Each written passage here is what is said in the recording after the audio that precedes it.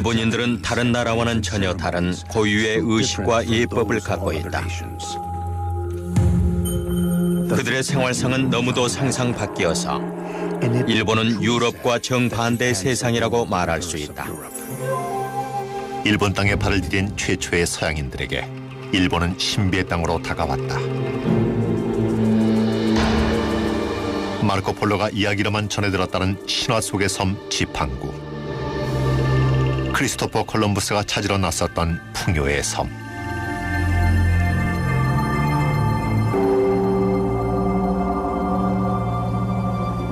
(1543년) 포르투갈인들이 일본에 처음 상륙했을 때 그곳은 오랜 세월에 걸친 내란으로 무척 혼란스러웠다.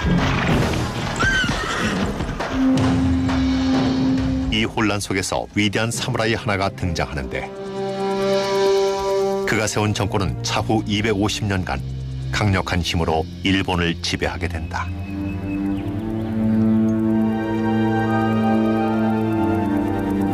이 변화의 시기, 일본인들의 삶을 목격한 서양인들이 남긴 기록이 지금까지 남아 전해지고 있다. 색다른 문화와 낭만적인 관습, 그리고 목숨을 건 권력투쟁까지. 그것은 일본의 개항과 쇄국을 다룬 한편의 대서사시다. 서양인들의 눈에 비친 비밀의 제국 일본. 그것은 과연 어떤 모습이었을까?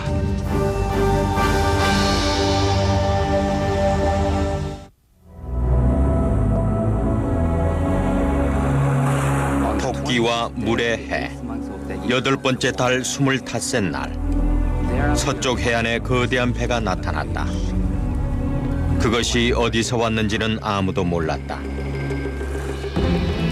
이것은 한 승려가 남긴 기록이다. 망을 보던 사무라이들은 즉시 이 사실을 영주에게 알렸다. 배 위에는 그때까지 일본인들이 한 번도 본 적이 없는 이상한 사람들이 타고 있었다. 그 지역을 관할하는 영주, 즉 다이묘는 이 이방인들을 성으로 불러들였다. 때는 1543년. 이들은 일본 해안에 최초로 상륙한 유럽인들이었다.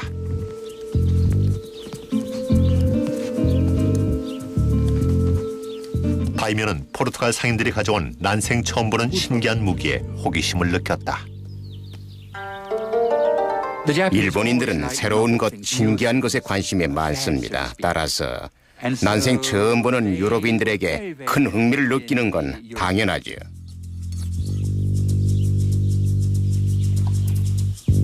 포르투갈인들이 총으로 오리를 사격하는 시범을 본 다이묘는 총 2정을 구입하여 칼을 만드는 장인으로 하여금 복제본을 만들게 했다. 그리고는 사격 교습을 받기 시작했다.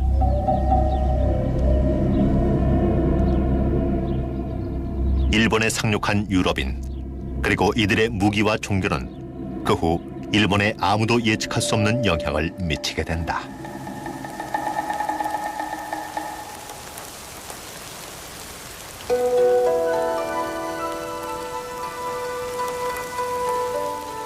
같은 해, 어느 다이묘 집안에 사내 아이가 태어났다. 후세 사람들이 알고 있는 그 아이의 이름은 도쿠가와 이에야스. 그는 일본의 역사를 송두리째 바꿔놓을 운명이었다. 상류계층인 사무라이 집안에 태어난 그 아이 역시 사무라이로 자라게 된다. 일본의 봉건 사회에서 사무라이들은 물려받은 신분과 칼로서 세상을 다스렸다.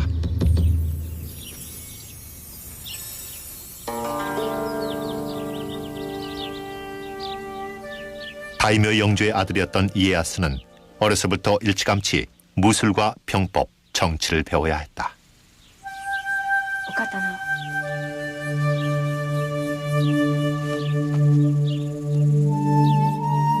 이에야스가 아직 어린아이였을 때 그는 자기 아버지의 충성심을 증명하기 위해 세력이 더 큰 다이묘 집안에 볼모로 가게 됐다. 당시로서는 흔히 있는 일이었다.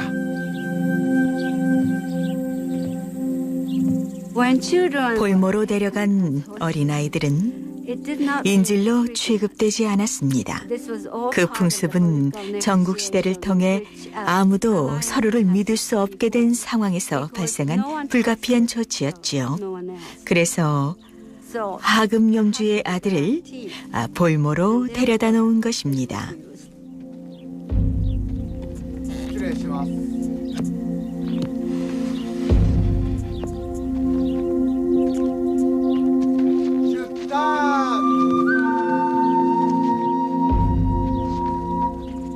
어린 사무라이 소녀는 볼모로 가면서도 자신의 지위에 걸맞는 채비를 갖추고 떠났다.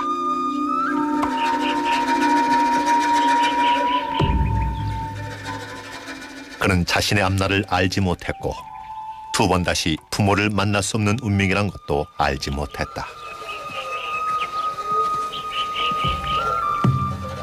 그는 그렇게 볼모로 성장했고 그의 삶 역시 내란의 격동 속에서 큰 혼란을 겪어야만 했다.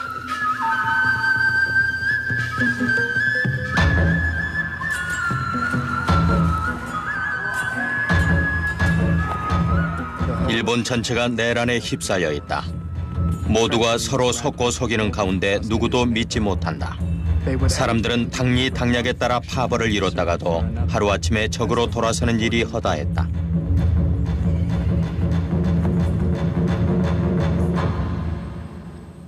일본에 도착한 최초의 포르투갈인 중 한 명인 유아오 로드리게스는 일본의 격동기를 처음부터 목격한 증인이다.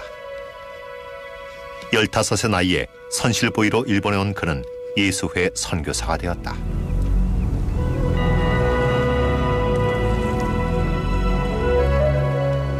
포르투갈 상인들은 새로운 무역상들을 찾아 항로를 개척해 나갔고 주로 여기엔 예수회 선교사들이 동행하여 미지의 땅에 복음을 전파했다.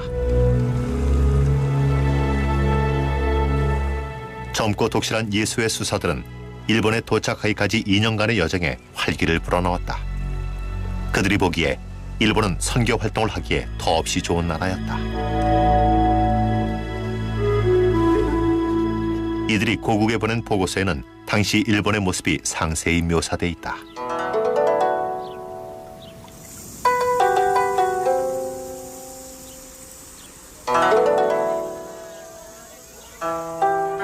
이곳은 모든 게 우리와 정반대여서 우리와 비슷한 모습은 찾아볼래야 찾을 수 없습니다. 일본인들이 그저 야만인이라면 별로 놀랄 것도 없겠지만 제가 정작 놀라워하는 점은 이들이 모든 면에서 세심하고 교양 있게 행동한다는 것입니다.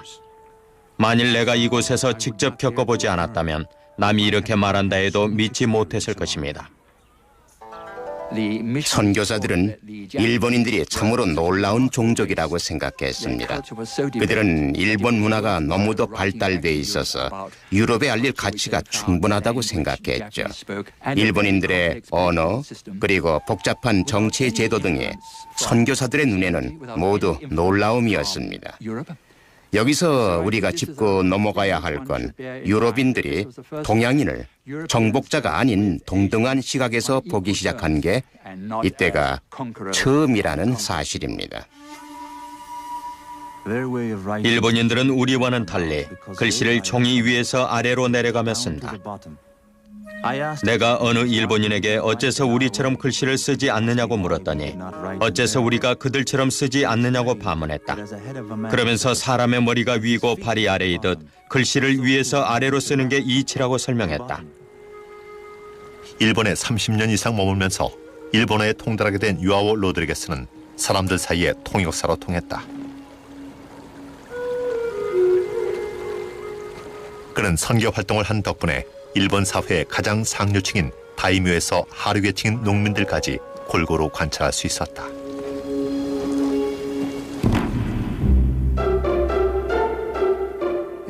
일본 사람들은 귀족이건 천민이건 간에 누구나 부채를 하나씩 들고 다닌다. 사업상의 계약을 할 때나 뭔가를 잊지 않기 위해 기록해 놓을 때 부채에 적는 게 습관이다. 사람들은 늘 손에다 부채를 쥐고 폈다 접었다 들여다보기를 반복한다. 부채 없이 집을 나서는 사람은 아무도 없다.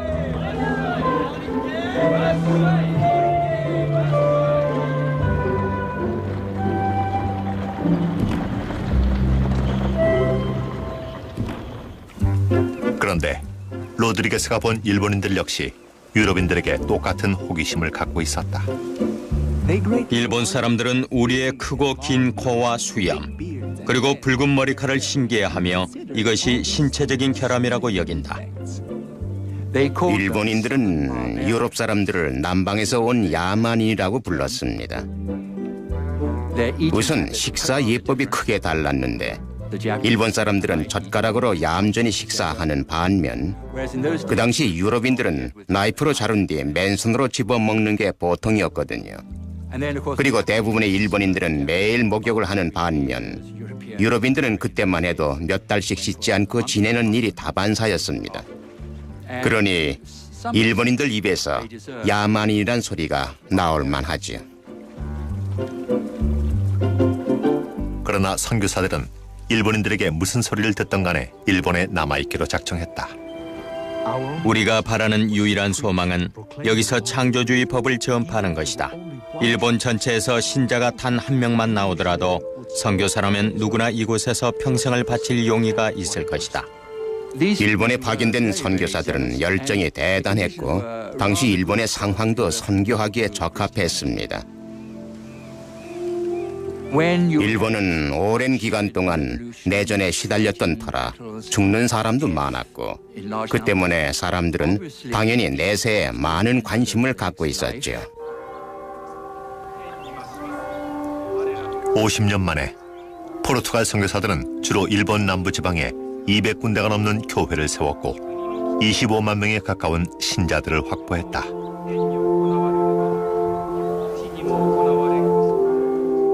당시 무역과 종교는 서로 뗄래야 뗄 수 없는 관계에 있었다.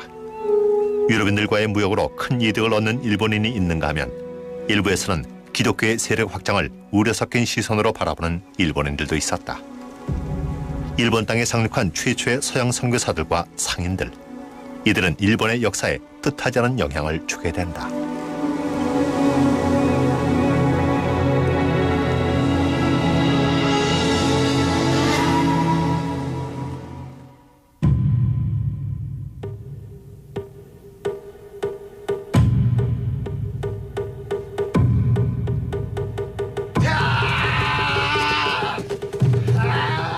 힘겨운 훈련을 참아낼 것, 아무리 위험이 닥쳐도 냉철한 정신을 잃지 말 것, 죽음을 담담하게 맞을 것. 이것이 바로 검도의 기본 정신이다.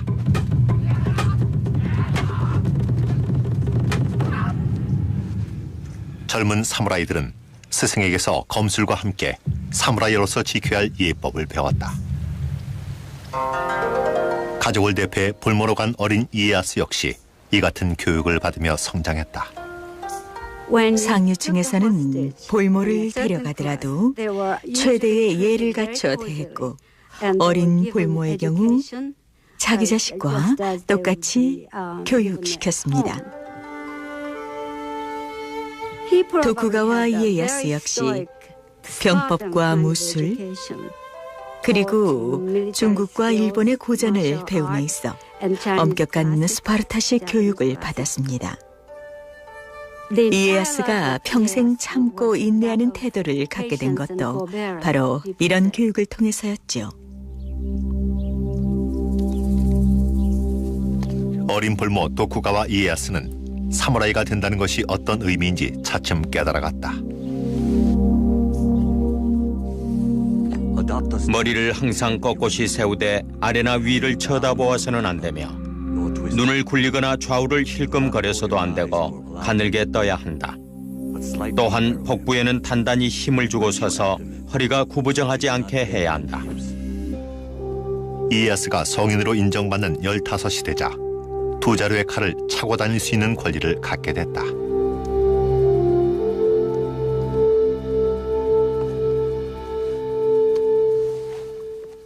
칼은 사무라이 계급의 상징입니다. 오직 사무라이만이 크고 작은 칼 두 자루를 지낼 수 있었습니다. 사무라이는 이 두 자루의 칼로 농민과 상인 계급을 다스렸죠. 사무라이 계급에게 주어지는 특정 의무가 있습니다. 그중 하나가 정의의 실현을 위해 반드시 칼을 지니고 다녀야 한다는 의무죠. 무례한 사람을 봤을 때 그를 죽이는 것이 사무라이가 할 일입니다. 어떤 사무라이도 칼을 지니지 않은 채 집을 나서는 법은 없으며 만일 맨몸으로 다니다가 발각되면 의무를 다하지 않은 죄로 처벌을 받게 됩니다. 전체 인구의 10%도 채 안 되는 사무라이 계급이었지만 일본 사회에서 이들의 영향력은 막강했다. 심지어 선교사들조차도 사무라이가 일본 사회의 모든 것이라고 말할 정도였다.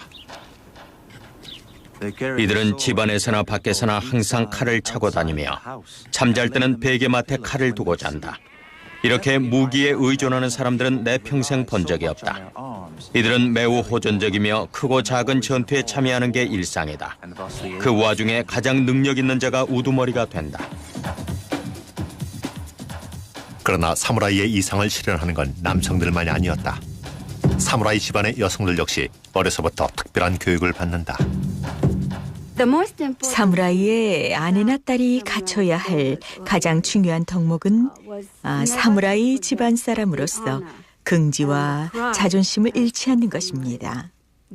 이들은 공경에 처할 경우 적에게 능욕당하느니 스스로의 목숨을 끊도록 교육받습니다.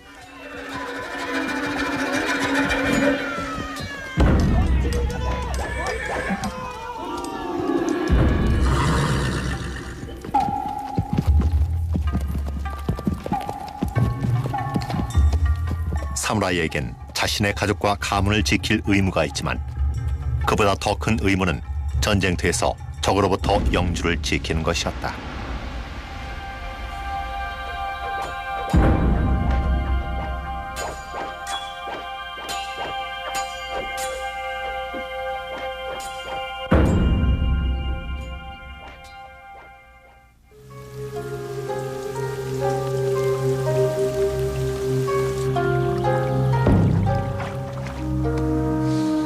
그런 사무라이에게 있어 어떻게 죽이느냐 못지않게 중요한 것은 바로 자신이 언제 어떻게 죽느냐 하는 문제였다.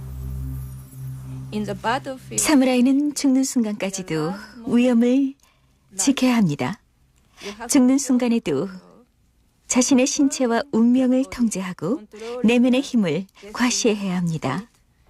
어찌 보면 사무라이는 죽는 순간마저도 철저히 연출해서 보여줄 의무가 있는 것입니다. 사무라이가 죽는 방법은 세푸코 혹은 하라키리라 불리는 할복 자살이다. 사무라이는 장검과 단검, 두 자루의 칼을 항상 소지하고 다닙니다. 이 중에 단검은 할복할 때 사용되는 칼입니다.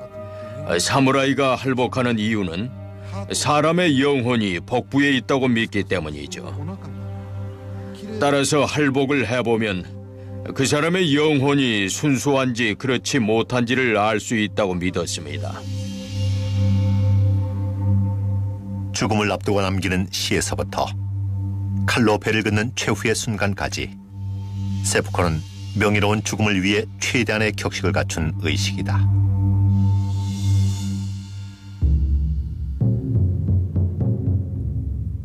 세푸코를 목격한 선교사 로드리게스는 이렇게 적었다. 하얀 기모노로 갈아입은 사무라이는 엄숙하고 위험있게 단상에 올라섰다.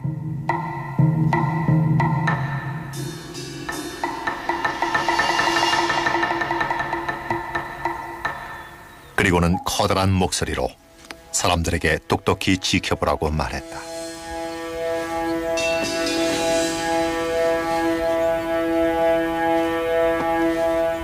그는 자리에 앉아서 천천히 차분하게 유언을 작성했다. 그것은 자기가 영주의 명예를 위해 죽는 것이니만큼 남은 식솔들을 부탁한다는 내용이었다.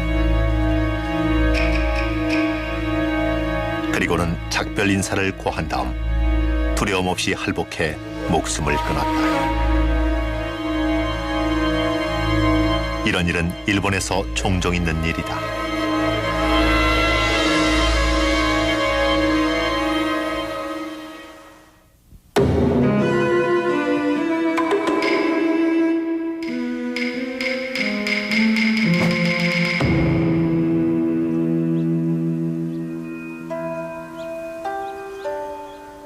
이르는 때가 있다. 그리고 때를 아는 것은 엄청난 인내 없이는 결코 습득할 수 없는 기술이다. 무사의 삶에도 흥망성쇠의 때가 있고 이 모든 건 그의 삶 속에 조화를 이루고 있다. 이것은 사무라이의 삶의 지침이 되는 영원불변의 원칙이다. 흔히 도쿠가와 이에야스에게 있어 때를 기다릴 줄 아는 인내와 끈기는 그의 가장 큰 무기가 된다. 그는 18살에 결혼하여 두 아이를 두고 있었다. 하지만 그는 여전히 통치자인 다이묘의 볼모로 잡혀있는 몸이었다.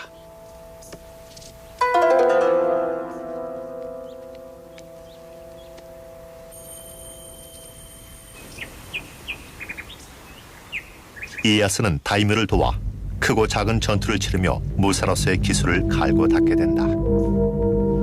그러던 중 그를 지배하던 다이묘가 전사하자 이에야스는 마침내 자유의 몸이 된다. 이에야스는 갈림길에 섰습니다. 죽은 다이묘의 가족을 계속 모시고 살 것인지 아닌지를 결정해야 했지요. 하지만 그에게는 고향으로 돌아가 자기 집안이 소유하고 있던 영토를 되찾고 그것을 더 확장하려는 야망이 있었습니다. 고향에는 아직도 볼모로 잡혀간 그를 충성스럽게 기다리는 가신들이 남아있었기 때문입니다.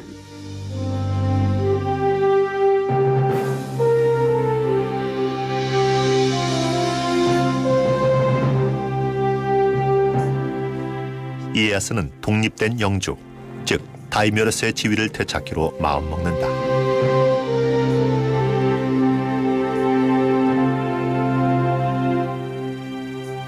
그는 가문의 영토가 남아있는 고향으로 돌아갔다.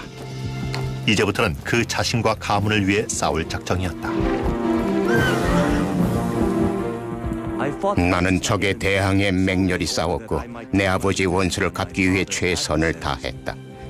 이렇게 하는 것이 내가 다스리는 땅에 살고 있는 사람들을 위해 평화를 가져오는 길이라 확신한다. 볼모로 지낸 세월이 그에겐 훈련의 과정이었다. 이제 그는 사무라이 수업에서 배운 대로 세심한 전략을 세운다.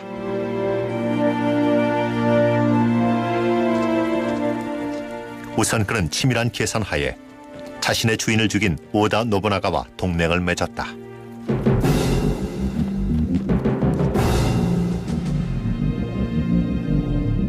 당시 노부나가는 일본에서 가장 용맹하고 세력이 강한 장군이었다.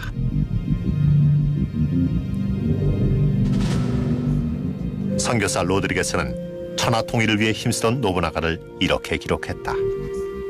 노부나가는 일본의 전국시대를 종식시키기 위해 나선 최초의 인물이다. 그가 일본 땅의 절반을 정복하자 나머지 절반은 그의 이름만 듣고도 두려워한 나머지 무슨 명령이든 복종할 태세였다.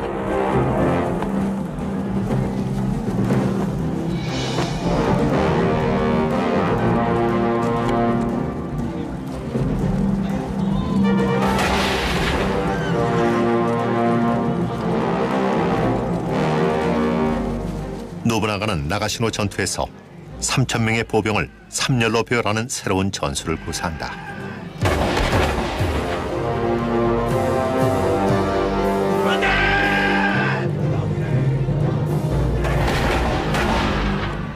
만 명에 달하는 적군에 맞서 노부나가의 보병들은 3중 연속 사격 진영을 구축하며 적군을 물리쳤다.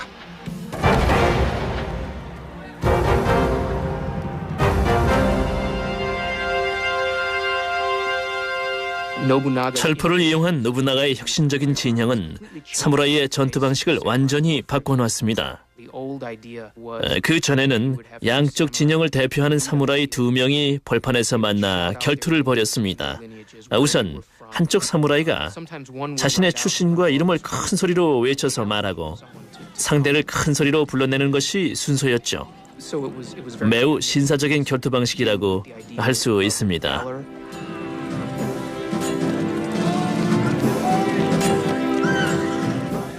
그런데 이제는 이름 없는 수많은 사무라이들이 역시 이름 없는 수많은 상대를 향해 총을 쏘는 방식이 된 겁니다. 노부나가는 승승장구했다. 그러던 어느 날 밤 그의 부하 중 한 명이 그를 배신한다.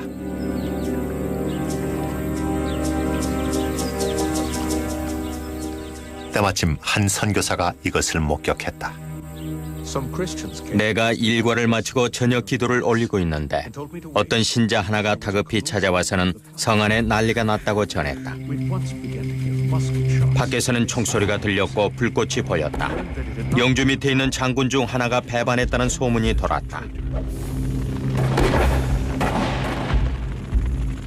어떤 이는 영주가 할복했다고도 하고 또 어떤 이는 영주 스스로 성에 불을 지르고 죽음을 맞이했다고도 했다. 한 가지 확실한 사실은 그 이름만으로도 수많은 사람들을 떨게 했던 그가 죽고 난 다음에는 단 한 올의 머리칼도 단 한 줌의 채도 남기지 않았다는 사실이다. 성이 화염에 휩싸이는 사이 노부나가의 충성스러움과 도요토미 히데요시가 기회를 포착했다. 도요토미 히데요시는 즉시 행동을 취하고는 배신자를 살해했습니다. 그는 이렇게 함으로써 노부나가의 뒤를 이어서 지휘권을 확보할 합법적인 권리를 갖게 된 거죠.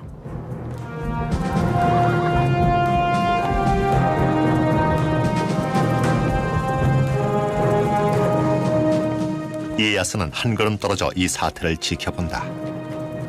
과연 히데요시 밑으로 들어가야 옳은가? 아니면 지금 정면으로 맞서 지휘권을 장악해야 옳은가?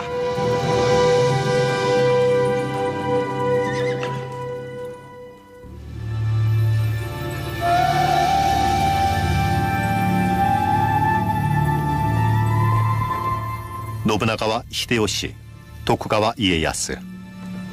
100년에 걸친 지루한 난세를 종식시킨 세 사람은 천하통일을 이룬 영웅으로서 역사에 길이 남게 된다. 이 세 사람의 성격을 극명하게 보여주는 얘기가 있습니다. 오다 노부나가와 토요토미 히데요시, 도쿠가와 이에야스 세 사람이 두견새를 앞에 두고 있었는데 새가 울지 않자 노부나가는 새를 죽여버리겠다고 말합니다. 그러자 히데요시는 새가 울지 않으면 울게 만들겠다고 말했고 이에야스는 새가 울지 않으면 울 때까지 기다리겠다고 말을 합니다. 이렇듯이 이에야스는 인내와 끈기의 전략가로서 조용히 때를 기다리다가 행동을 취하는 성격이었습니다. 노부나가가 죽고 난 후 이에야스와 히데요시는 서로를 신중하게 견제하며 상대를 제압할 기회를 엿보았다. 군인으로서의 이에야스는 전쟁터에서 조금도 망설임이 없는 용감한 인물이었습니다. 그러나 그는 용감하면서도 신중한 성격이었죠. 그에 관해 전해오는 한 가지 유명한 일화가 있습니다. 말을 잘 타기로 유명한 그가 말을 타고 가다가 불어난 강물을 건너게 됐습니다. 강 위에는 외나무 다리가 있었는데 사람들은 위대한 이에야스가 어떻게 강을 건널지 숨을 죽이고 지켜봤습니다.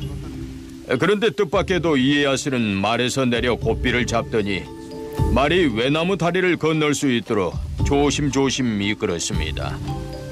그가 얼마나 신중한 사람인지 잘 보여주는 일화죠. 이에야스가 최대한 몸을 낮추고 신중한 전략을 구사한 반면 히데요시는 기회가 찾아오자 재빠르고 단호한 조치를 취했다. 사실 도요토미 히데요시는 하층민 출신이었다. 농군의 아들로 태어나 밑바닥부터 한 계단씩 차례로 밟아 최고의 자리에 오른 히데요시였으나 자신의 운명에 관해서는 확실한 신념을 갖고 있었다. 내 어머니가 날 잉태했을 때 신비한 징조가 있었다. 그리고 내가 태어나던 바로 그날 밤 갑자기 방 안에 햇살이 들어차면서 밤이 낮으로 바뀌었다. 이를 보고 사람들이 예언하기를 이런 기적을 안고 태어난 아이는 비범한 능력을 지닌 인물이 될 것이라고 했다. 그리고 이제 나는 그 예언을 이루었다. 히데요시가 권력을 잡은 지 얼마 후 이에야스는 그에게 도전한다. 그러나 곧 히데요시와 맞서는 것보다는 그와 동맹을 맺는 편이 훨씬 이득이란 걸 깨닫는다.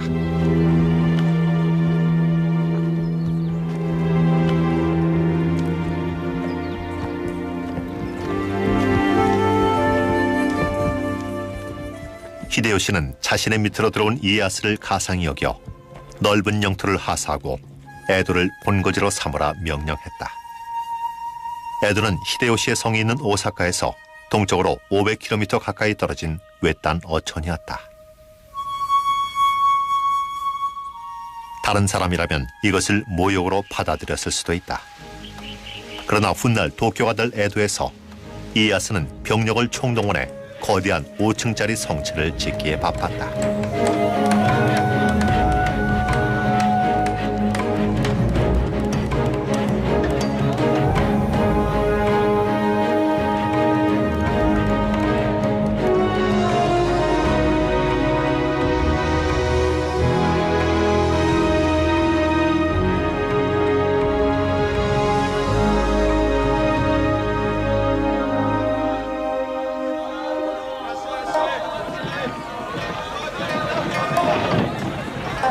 한편 오사카의 히데요시 역시 자신의 성을 강화하는 작업에 착수했다.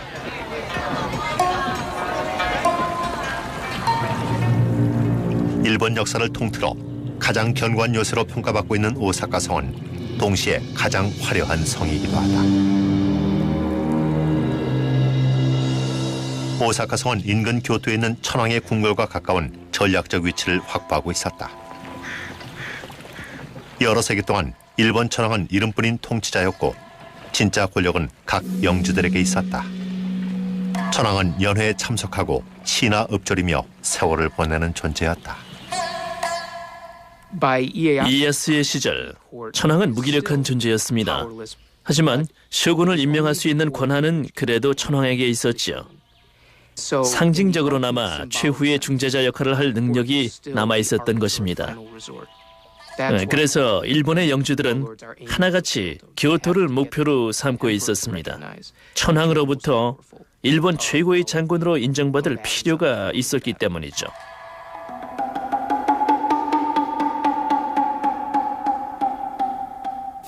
히데요시는 공연을 벌이는가 하면 연회를 베푸는 등 천황의 비위를 맞추기 위해 온갖 수단을 동원했다. 그러나 천황은 천민 출신인 그에게 쇼군의 칭호를 내리지 않았다.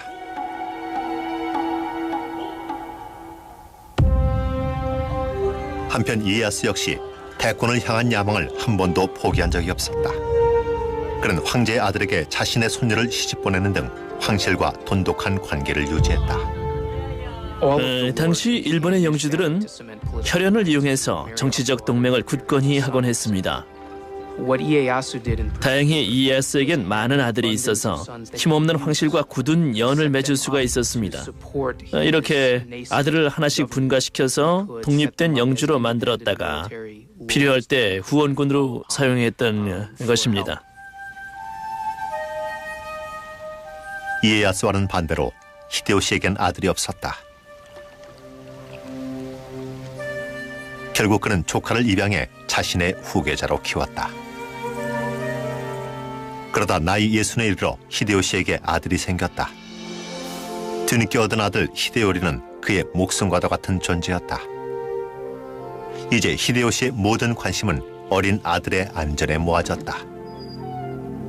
히데요리가 집에 없을 때는 마치 온 집안이 텅 빈 것 같아 견딜 수가 없다. 내 분명히 이르노니 모든 하인들에게 엄하게 일러 성 안에 화재가 발생하지 않도록 철저히 예방하고 매일 밤 두세 차례씩은 온 성을 순시하라. 히데요시가 아들에 푹 빠져 지내자 다창성한 양아들은 매우 난처한 입장에 처했다. 토요토미 히데요시는 말년에 가까이 갈수록 점점 더 변덕스러워진 게 분명합니다. 성격이 흉포해진 데다가 말년에 늦둥이로 친아들까지 얻게 되자 다 장성한 양아들에게 자살할 것을 명령하기에 이릅니다. 또한 히데요시는 양아들의 식구들도 전부 죽이라고 명령했다. 그로부터 얼마 후 히데요시의 건강도 급속도로 악화됐다. 나도 이제 갈 때가 됐구나. 이슬처럼 사라져버릴 목숨, 오사카 성마저도 꿈속의 꿈이었나 하노라. 히데요시는 죽기 전 이에야스를 비롯해 일본에서 가장 강력한 4명의 다이묘를 머리맡으로 불렀다. 그는 이들에게 5살 난 아들 히데요리가 장성해 일본의 통치자가 될 때까지 잘 돌봐달라고 부탁했다.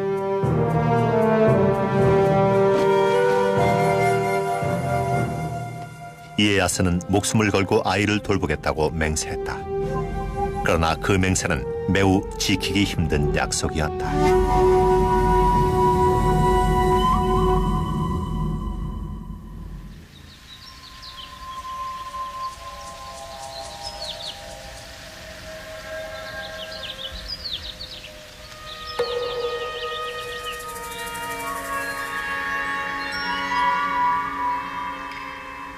전쟁은 저주란 말이 있다. 따라서 전쟁은 불가피할 때만 취하는 최후의 수단이다. 그러나 아무리 평화로운 때라도 전쟁의 가능성을 잊어서는 안 된다. 이에야스는 잠시도 마음을 놓을 수 없었다. 그의 세력이 커가면서 다른 다이묘들이 그를 심하게 견제했기 때문이다. 이제 이에야스의 영토는 일본 대부분의 지방을 포함하게 됐다. 그는 자신의 영토를 지키고 계속 세력을 넓혀가리라 다짐했다. 이에야스는 자신의 군대를 모아 그중 한 사단을 자신의 적들이 모여있는 오가키 성으로 보냈다.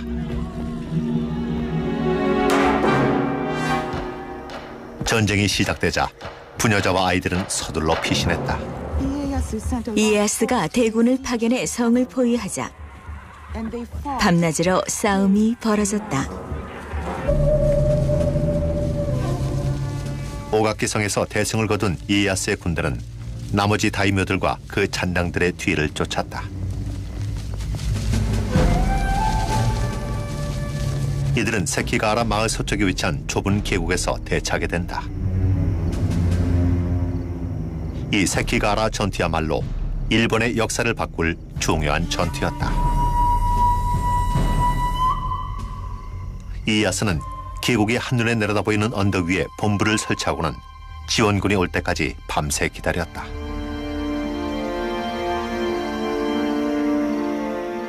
먼 동이 틀 무렵 이에야스를 수행한 주치의는 다음과 같은 기록을 남겼다. 조금씩 비가 내리고 계곡엔 안개가 짙게 끼어 앞을 볼 수 없을 정도다. 저 멀리 적군의 깃발이 간신히 보인다. 이에야스 장군께서는 말에 올라 적의 동태를 살피셨다. 적과의 거리는 4km 정도로 추정된다. 이에야스의 군대는 5만, 적군은 8만. 수적으로 불리한 이에야스는 아들이 지원군을 이끌고 오기를 기다렸다.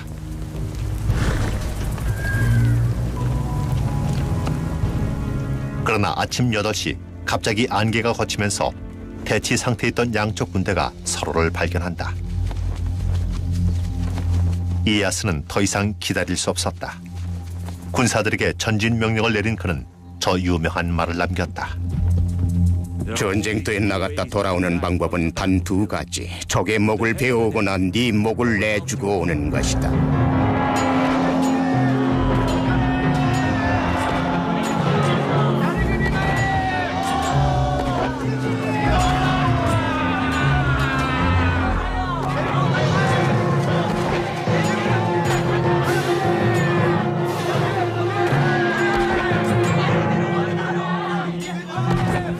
이에야스는 도저히 이길 수 없을 것 같은 적을 상대로 한동안을 버텼다.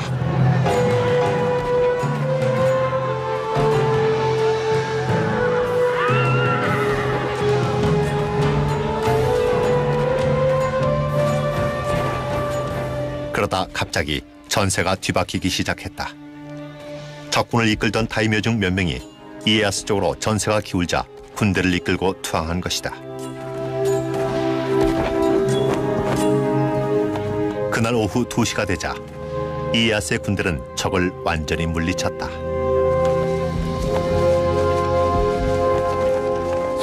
세키가라에서의 승리는 전국 시대를 종식하고 새로운 시대의 시작을 알리는 서곡이었습니다. 세키가라 전투가 중요한 이유는 바로 이 때문이죠. 이에야스의 권력을 인정한 천황은 그에게 쇼군의 칭호를 내린다. 그것은 오직 일본 최고의 장군에게만 주어지는 칭호였다. 마침내 도쿠가와 이에야스는 일본의 모든 군대를 지배할 권한을 갖게 됐다.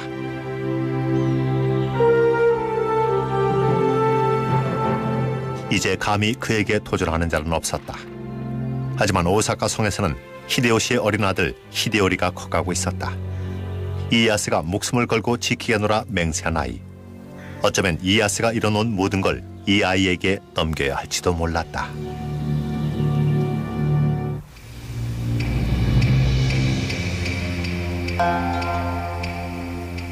히데요리가 성인이 되자 한 다이묘가 경고한다. 히데요리가 히데요시의 후계자이긴 하지만 이에야스는 절대 권좌를 내주지 않을 것이다. 머지않아 야망을 품은 누군가가 히데요리의 이름을 빌어 반란을 선동할 것이고 그 책임은 무고한 히데요리에게 돌아갈 것이다. 결국 히데요리는 자살할 수밖에 없을 테니 히데요시의 망령이 어찌 슬퍼하지 않겠는가. 히데요리가 성인이 되자 이에야스는 더 이상 그를 무시할 수 없게 됐습니다. 단지 살아있다는 것만으로도 큰 위협이 됐으니까요. 이에야스는 히데요시의 합법적인 후계자인 히데요리가 성인이 될 때까지 목숨을 걸고 돌봐주겠다고 맹세를 한 바 있습니다.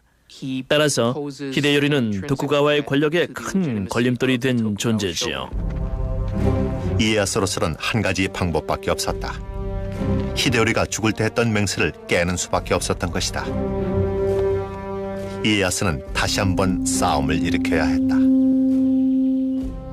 당시 상황은 또 하나의 일전을 예고하고 있었습니다. 일본에는 여전히 수천 명의 사무라이들이 건재했는데 그들 중 상당수는 히데요시 일가에 충성을 맹세한 사람들입니다. 따라서 아들 히데요리에게도 똑같은 충성을 바치는 게 당연했죠. 이 사무라이들이 오사카 성으로 속속 집결합니다. 그런데 알다시피 오사카 성은 난공불락의 요새였죠.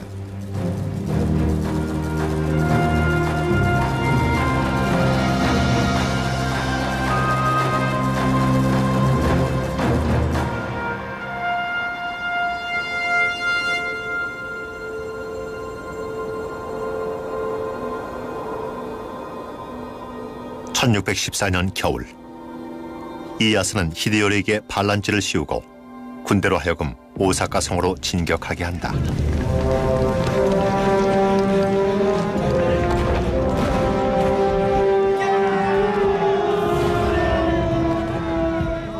(10만 명에 달하는 히데요리 추종자들도 강하게 맞섰다.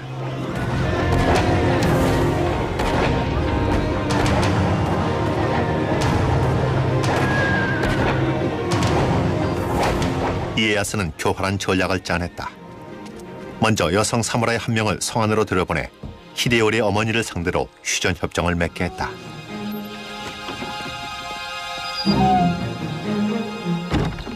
이에야스는 히데요리가 더 이상 반란을 꾀하지 않겠다고 맹세할 경우 책임지고 그의 안전을 보장해 주겠다고 약속한다. 자신의 진심을 증명하기 위해 이에야스는 혈서까지 써보냈다. 히데요리의 어머니는 아들에게 이에야스의 제안을 받아들이라고 간청했다. 이에야스의 계략이 적중한 것이다.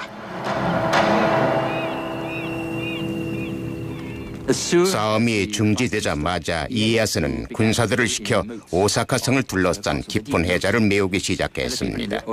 그러자 오사카 성에서는 크게 반발했죠. 하지만 이에야스는 꿈쩍도 안 했고 해자를 다 메우자마자 군사들을 성 안으로 들여보냅니다. 그리고는 끔찍한 대학살이 벌어졌죠.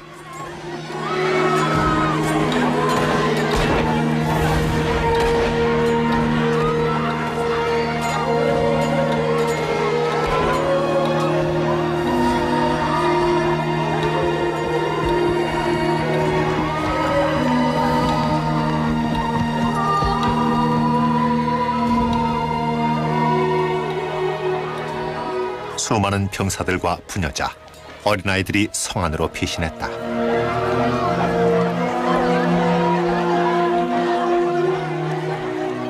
이 광경을 목격한 유럽 상인은 이렇게 적었다.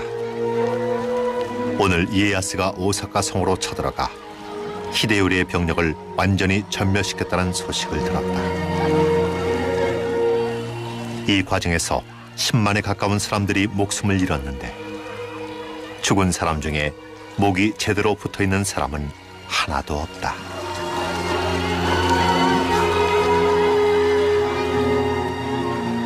이에야스의 군대는 오사카 성에 불을 질렀다.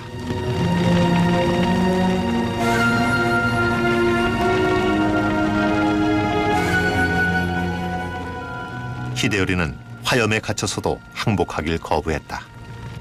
달리 선택권이 없었던 그는 결국 할복하고 말았다.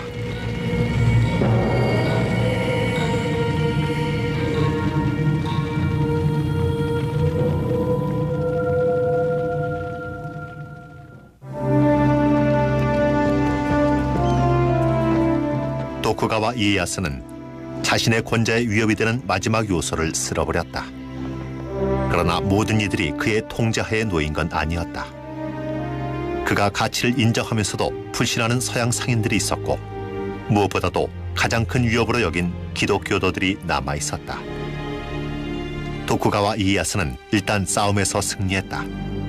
그러나 일본의 미래를 지배하기 위한 그의 싸움은 그때부터 시작이었다.